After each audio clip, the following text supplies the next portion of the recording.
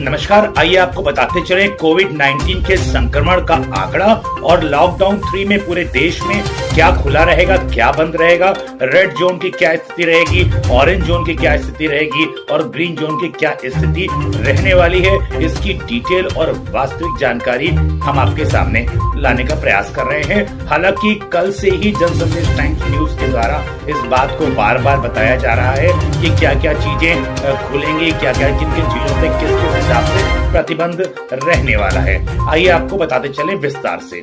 सर्वप्रथम देश में सक्रिय मामले कोविड-19 के।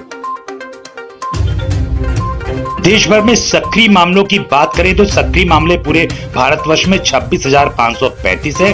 हालांकि 10,017 मरीज पूरी तरीके से स्वस्थ भी हो चुके हैं। आपको बताते चलें जिसमें से 1223 लोगों की मृत्यु भी हो चुकी है, दुखद मृत्यु हो चुकी है। कुल मामले पूरे भारतवर्ष में 37,775 हैं इस वक्त। और आपको यह बताते चलें कि सक्रिय मामले हमारे देश में 26,535 हैं। कुल मामलों की संख्या 37,775 है। गृह मंत्रालय ने ऑरेंज जोन के लिए बिल्कुल स्पष्ट कर दिया है कि सशर्त आवाजाही रहेगी, बस सेवा में पूरी तरीके से रहेगा प्रतिबंध। हालांकि टैक्सी और कैब सर्विसेज में ड्राइवर के अलावा 2 यात्री बैठ सकेंगे। 4 पहिया निजी वाहन, अनुमति प्राप्त वाहन एक जिले से दूसरी जगह जिले जा सकेंगे, उसके लिए परमिशन देगी अनुमति प्राप्त वाहनों के लिए। आपको बताते चलें कि 17 मई तक यात्री उड़ानों पर पूरी तरीके से प्रतिबंध रहने वाला है। नागरिक उड्डयन विभाग ने यह बात क्लियर करी है, किसी प्रकार की कोई भी यात्री उड़ान नहीं चल सकेगी आने वाली 17 मई तक। उसके अलावा आपको बताते चलें कि रेलवे सर्विस की बात करें तो अनुमति प्राप्त श्रमिक स्पेशल ट्रेन ही चल पाएंगी। उसके अलावा किसी प्रकार की कोई भी यात्री ट्रेन नहीं चलाई जा सकेंगी आने वाली 17 मई तक। होम मिनिस्ट्री ने इस बात को स्पष्ट किया है। मालवाहक गाड़ियां चलती रहेंगी पूर्व आदेश के अनुसार। अब आपको रेड जोन के बारे में बताते चलें कि रेड जोन में साइकिल और ऑटो रिक्शा पूरी तरीके से प्रतिबंधित रहने वाला है। टैक्सी और कैब एग्रीगेटर्स भी पूरी तरीके से प्रतिबंधित रहेंगे। जिले में एक स्थान से दूसरे स्थान और जिलों के बीच में चलने वाली बसें भी पूरी तरीके से प्रतिबंधित रहने वाली हैं रेड जोन इलाके में। शहरी इलाकों में रेड जोन के शहरी इलाकों में औद्योगिक प्रतिष्ठानों में प्रतिबंध है। सिर्फ SEZ, EOU औद्योगिक परिक्षेत्र और टाउनशिप में काम हो सकेगा। उसके अलावा दवाइयां, फार्मा, मेडिकल उपकरण और उनके कच्चे माल और तत्संबंधित सामग्री सहित आवश्यक वस्तुओं की निर्माता इकाइयां काम करती रहेंगी। उत्पादन इकाइयों की और उनकी स्थायी आपूर्ति श्रृंखला चालू रहने वाली है। शहरी क्षेत्रों में निर्माण गतिविधियों की बात करें रेड जोन के अंतर्गत तो पूरी तरीके से प्रतिबंधित रहेगी। सिर्फ साइट पर चल रही निर्माण गतिविधियां ही चालू रह पाएंगी। आपको बताते चलें जहां पे जो श्रमिक हैं उनके रहने की व्यवस्था हो।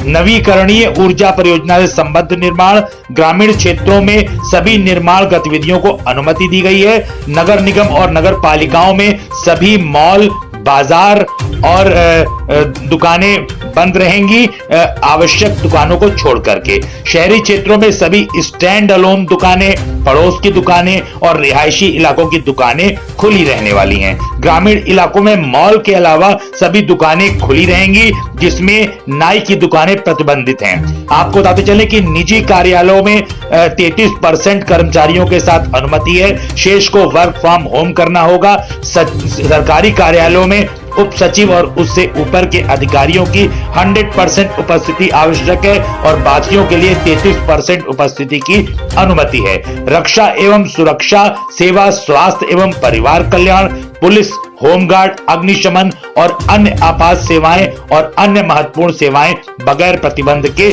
जारी रहने वाली हैं रेड जोन के अंतर्गत।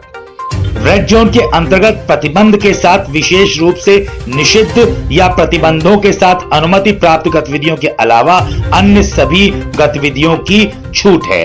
राज्य, संघ शासित प्रदेश अगर जरूरी समझे तो अनुमति प्राप्त गतिविधियों में भी अपने स्तर से लगा सकते हैं निषेध।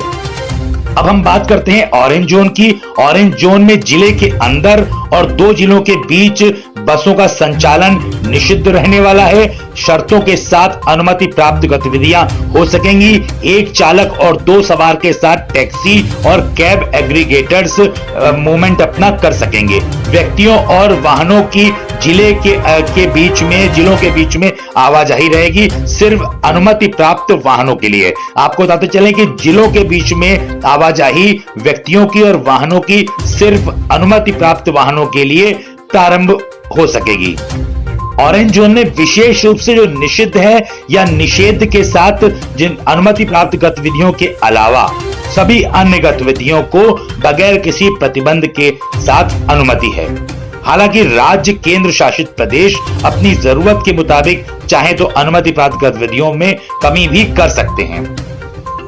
ये थी आपके सामने पूरे देश की कोविड-19 के से संक्रमित मरीजों की संख्या के साथ साथ रेड जोन और ऑरेंज जोन में क्या प्रतिबंधित रहेगा, क्या खुला रहेगा, इसकी स्पष्ट स्थिति। वहीं उत्तराखंड के मुख्यमंत्री त्रिवेंद्र सिंह रावत ने श्री केदारनाथ जी के दर्शन 4 मई से अलाउ करने की बात करी है। 4 मई से उत्तराखंड के यात्री सोशल डिस्टेंसिंग का पालन करते हुए भगवान केदारनाथ जी के दर्शन हेतु यात्रा अपनी प्रारंभ कर सकेंगे। शुभ रात्रि।